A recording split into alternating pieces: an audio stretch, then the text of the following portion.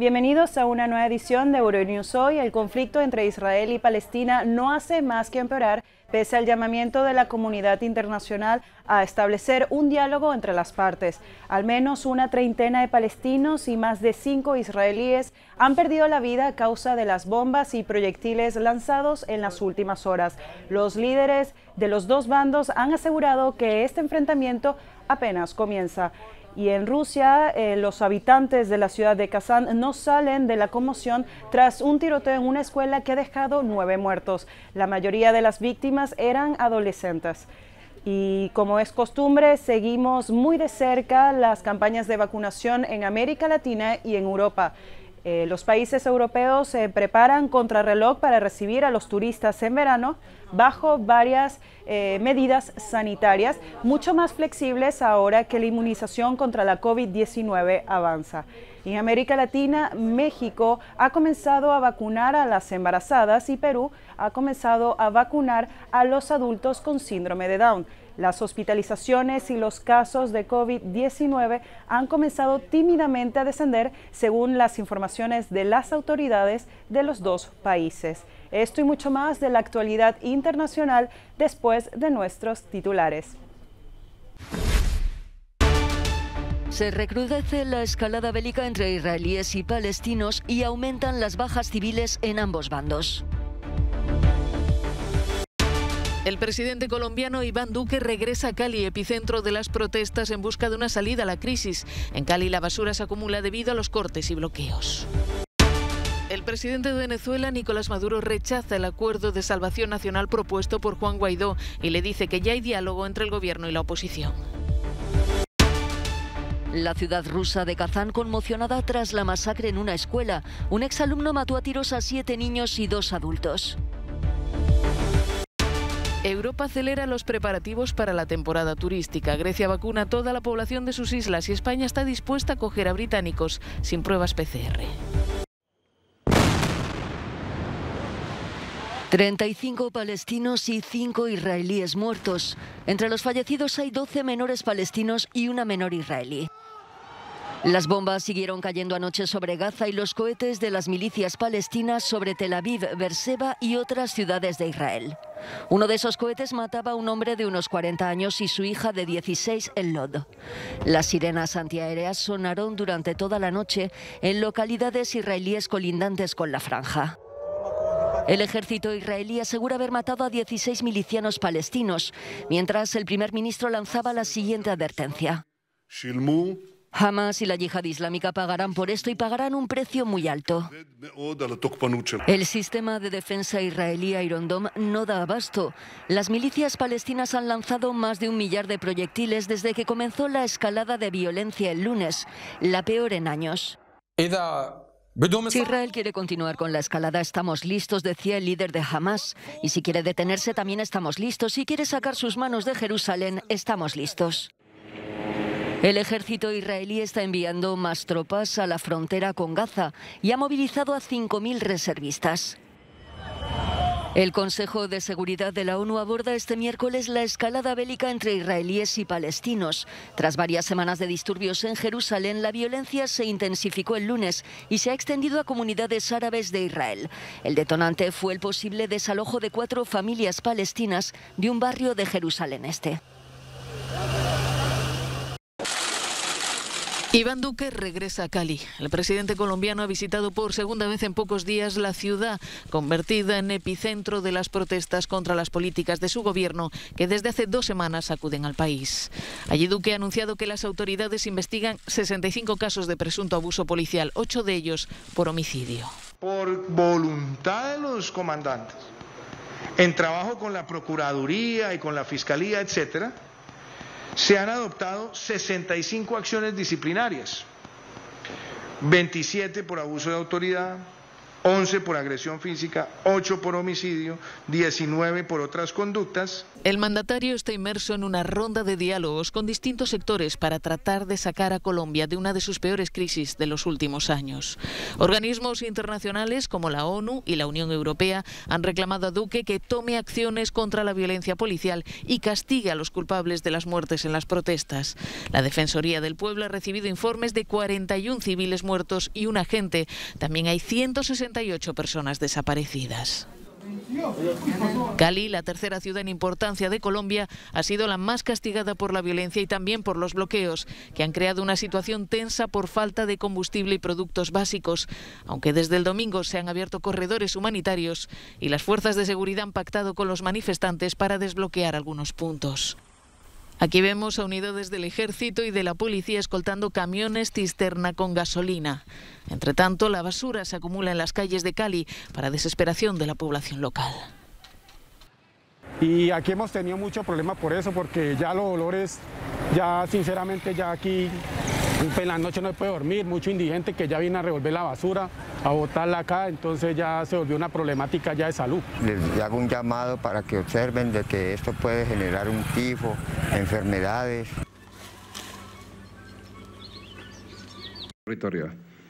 Nicolás Maduro ha rechazado sin contemplaciones la posibilidad de mantener un diálogo directo con Juan Guaidó. El presidente venezolano ha respondido al opositor que ya existe una mesa de diálogo entre el gobierno y la oposición y le ha invitado a incorporarse a ella. Si él quiere incorporarse a los diálogos que ya están en curso, desarrollándose en todos los temas, bienvenido a que se incorpore a los diálogos que ya existen. No a que se crea que él es el jefe y líder supremo de un país que no lo reconoce. Guaidó, opuesto hasta ahora al diálogo, propuso el martes a Maduro un acuerdo de salvación nacional, consistente en consensuar un cronograma electoral con la comunidad internacional como garante. Sin embargo, su oferta llega en un momento en el que está muy debilitado políticamente y el régimen chavista ha empezado a hacer concesiones importantes a sus adversarios. En el plano internacional, el Tribunal Supremo de Venezuela solicitó este martes a España la extradición de otra figura opositora, Leopoldo López, al que reclaman para que cumpla una condena pendiente de 14 años de cárcel. López llegó a Madrid en octubre pasado tras huir de Venezuela, donde pasó 18 meses escondido en la residencia del embajador español en Caracas. Se ha escuchado en todo el mundo. La ciudad rusa de Kazán conmocionada tras la masacre en una escuela. 9 personas perdieron la vida al ser tiroteadas, 7 alumnos, una maestra y una empleada del centro educativo. El atacante, un antiguo alumno de 19 años, se entregó a la policía sin oponer resistencia. Los habitantes de Kazán tratan de digerir lo ocurrido.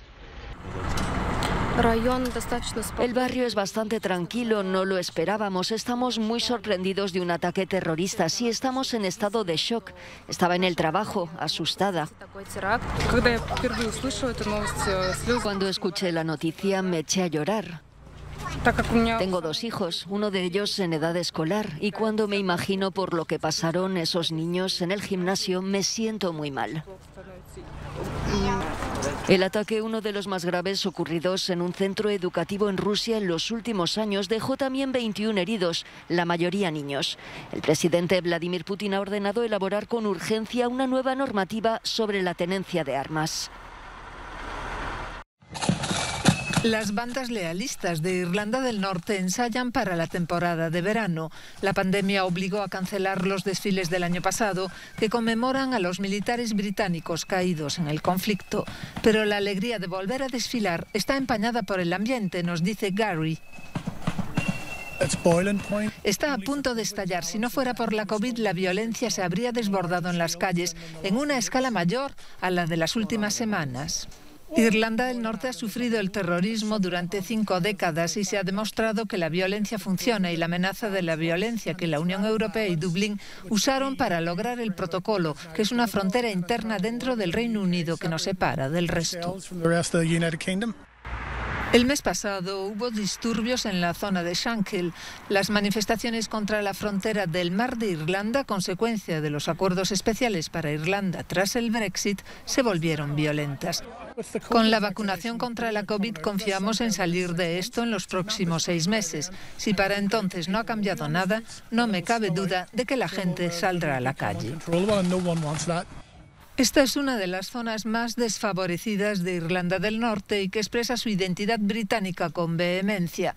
Aquí sienten que las preocupaciones de los nacionalistas irlandeses sí fueron escuchadas en las negociaciones sobre el Brexit, pero no las suyas. Esto se viene gestando desde hace tiempo. Se mascaba el descontento por cómo se ha desarrollado el proceso político. Existe la posibilidad de que nos unamos económicamente a la República de Irlanda y eso no le gusta a la gente de aquí. Miramos hacia los supuestos líderes del sindicalismo y nos preguntamos, ¿qué están haciendo estos tipos? ¿Hablan en nuestro nombre realmente? Cuando la gente no te escucha, tienes que intentar buscar otros medios para llamar su atención, nos dice Glenn. Los lealistas de Irlanda del Norte no tienen el monopolio de la pobreza o la desventaja, pero tienen razón cuando hablan de la falta de representación en la política.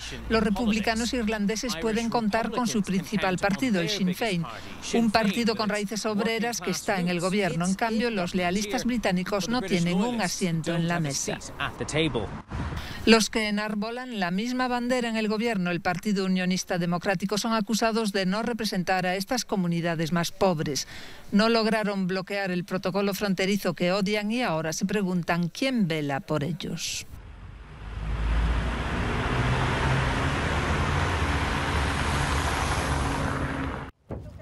Preparados, listos y a reservar vacaciones para el próximo verano.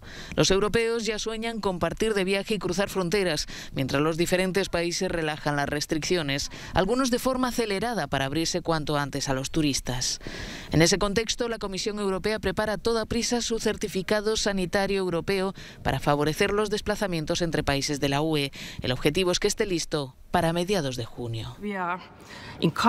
Nos anima a comprobar que se está desarrollando de forma positiva y lo vemos como una buena contribución a la recuperación económica gradual, dice la secretaria de Estado croata.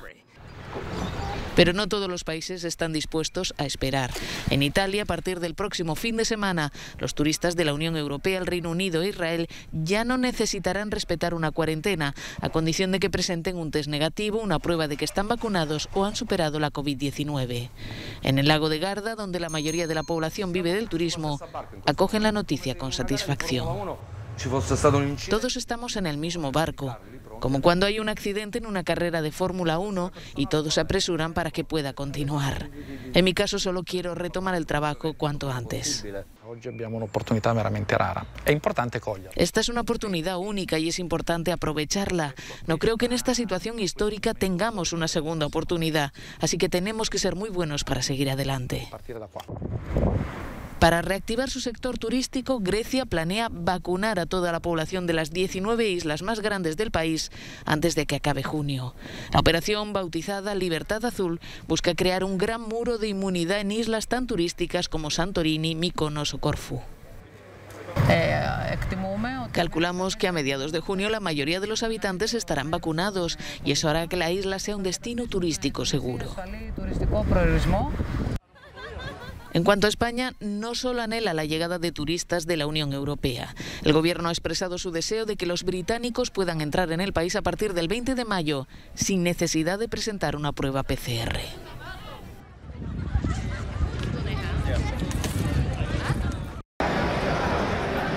México incluye a las mujeres embarazadas como grupo prioritario en la campaña de vacunación contra la COVID-19. En estos momentos se está inmunizando a las personas de 50 a 59 años. La inclusión de las gestantes entre los grupos prioritarios coincide con una caída de los contagios y las hospitalizaciones. Así lo anunciaba el responsable del Centro de Control de Enfermedades. Todas las mujeres embarazadas, independientemente de su edad, serán candidatas a recibir la vacunación posterior a la 9ª semana del embarazo. Con una población de 126 millones de habitantes, México ha administrado hasta la fecha 21 millones de dosis de vacunas contra la COVID-19.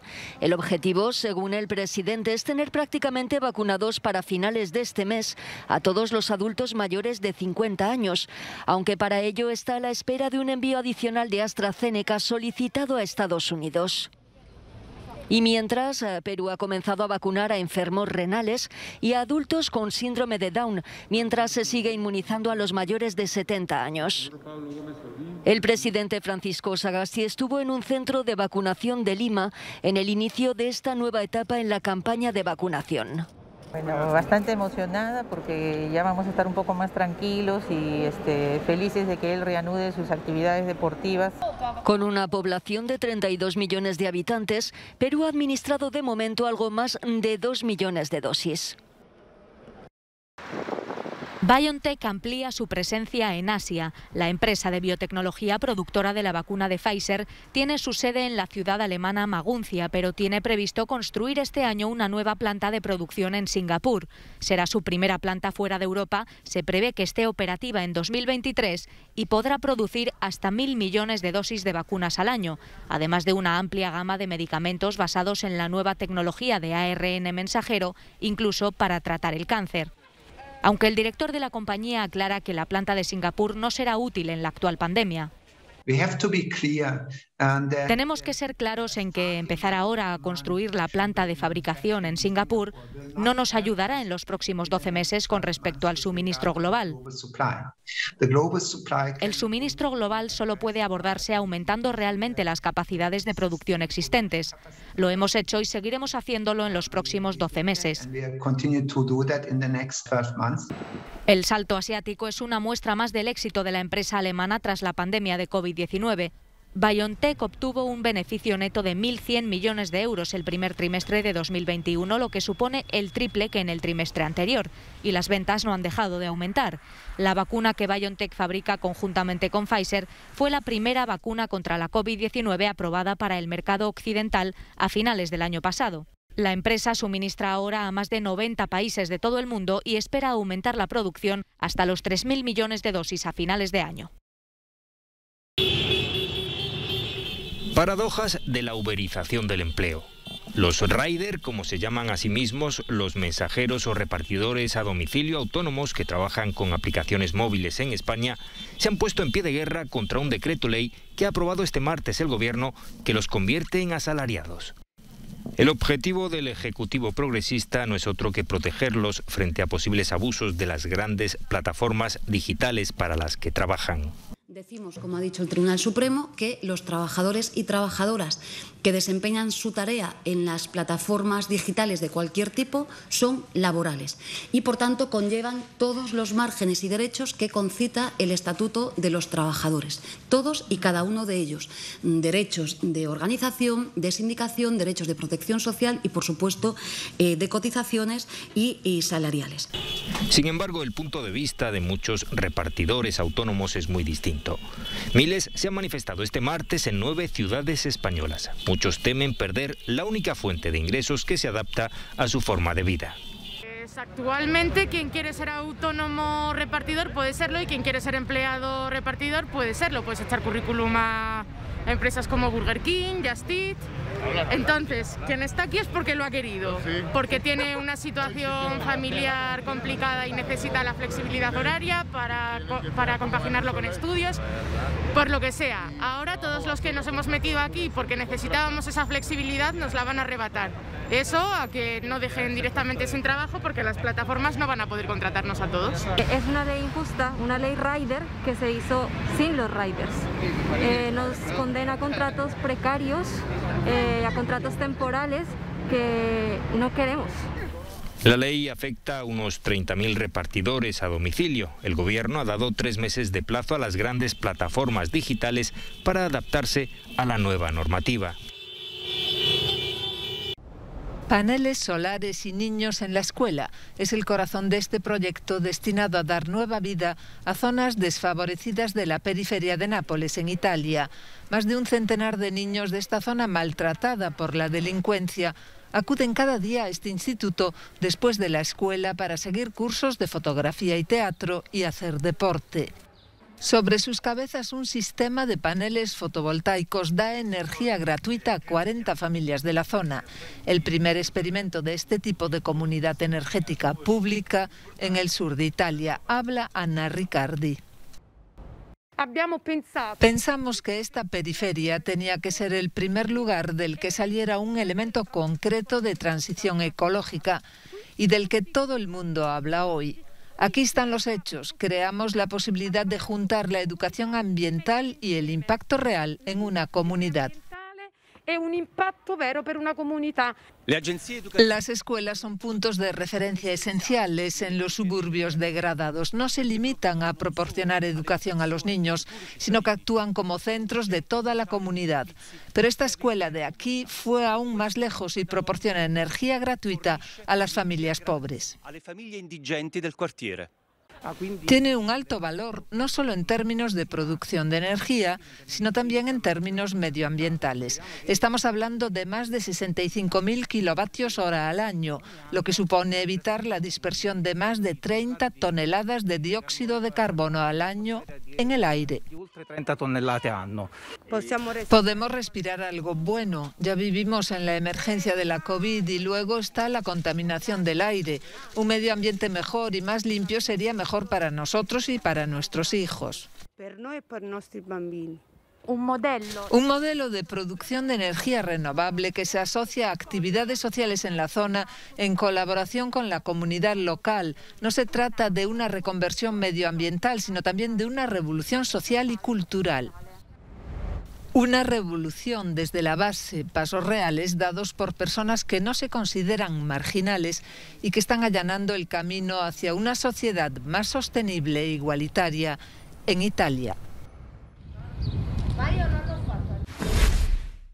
Esto ha sido todo por hoy, pero les recuerdo que tienen nuestras redes sociales y nuestra página web para más información.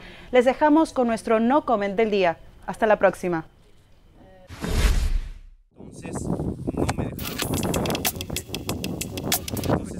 Para eso, nada, el domingo venía yo por arriba bien.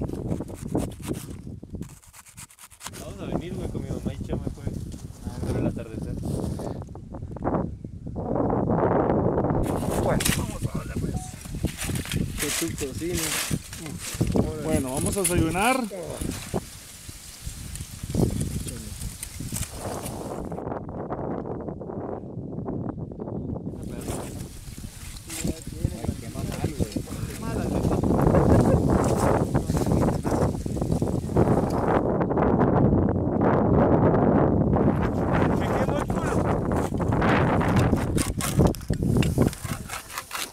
¡Ánimo!